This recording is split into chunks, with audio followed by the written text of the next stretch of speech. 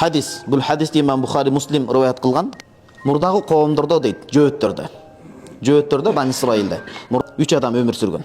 Биринчиси пес оорусу менен ооруйт эле. Ала оорусу бар го, пес денеси. Пес ала оорусу менен ооруйт эле дейт. Экинчи адам баягындай туубаса, чачы жок эле дейт. Чачы жок эле. Чачы жыдып түшүп калган. Анын ордуна башына жаралар чыгып, кечирип коесен бул сөздөн. Жаралар чыгып, аябай мындай жагымсыз жыт пайда болот эле дейт. Үчүнчү адамдын көзү көр эле дейт. Көзү көр дегени баягында көзү азиз эле деп айталы. Анан булардын бардыгы эртелигеч Кудайга зааттанып дуа кылчу экен да. Оозунан Кудай түшпөй эле, о жараткан тегилегей тегиз Кудайым. Ушу биздин ооруларыбызга шыпа берип, дарттарыбызга даба берсең, жашоодо эң бактылуу, эң сага шүгүр келтирген пендең болот эле дейт. Ушу көзүбүздү кайтарсаң, көрүп калсак бул дүйнөнү чиркен. Балдарыбыздын кылыктарын көрсөк, жашоону көрсөк, эң шүгүр келтирген пенде болот эле. Ушул жайкалган чаш чыкканда үйлөнөт элем, мен дагы үй бүлө күтүп иштейт элем, сага шүгүр келтирет элем. О Кудай, ушу денемен адамдар чоочу коомдон бөлүнүп калдым. Ушу коомго аралаш, мен да бир сага шүгүр келтирген пенде болот элем деп, эртелигеч оозунан Алла түшпөй дуа кылат эле.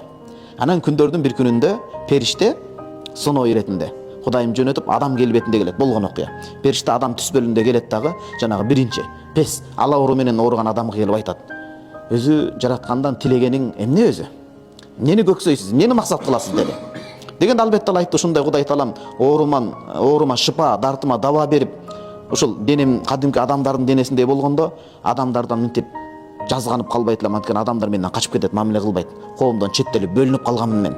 Анан Кудай таала мага көп төө берсе, мен төө баласын жакшы көрөм, төө менен эмгектенип, рызкымды көрүп, Кудайга шүгүр кылмакмын деди. Арманым ушул деди. Арманым аттын башындай деди. Угуп турсаң ушундай деди. Жанагы адам периште, адам түз бөлүндө. Чачына колун мындай тийгизип, чачын сылады эле башын. Анан дуа кылды эле, кадимкидей ошол замат денесин сылады да бул.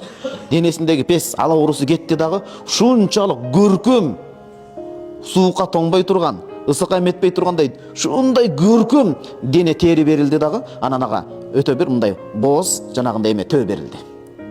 Ал төө ушунчалык берекелүү болду да. Төөсү ошентип баягындай төлдө башка болуп отуруп көбөйүп кетти. Жанагы эле адам түз бөлүндө периште чачы жок адамга жыдып түшүп калган, жара чыккан адамга келип, максатың эмне? Эмнени максат кыласыз, армандайсыз дегенде, ушул башыма чаш чыкса, жаранын ордуна жакшы чаш чыкса, анан Кудай таала мага жакшы жыт берсе, адамдар жийиркенбей турган. Анан мен ушу уй баласын жакшы көрөм, уй бергенде ушул уй менен эмгек кылып, Кудайга шүгүр кылып оокатымды өткөрмөкмүн деди. Башын жанагындай адам түз бөлүндөгү периште сылады эле, сонун жайкалган чаш чыкты. Капкара, таптаза. Кудай таалам сага берекесин берди деди. Ага дагы жандай боз кунажын дуйду берди. Окуянын экинчи бөлүгүн баракчабыздан көрүңүз.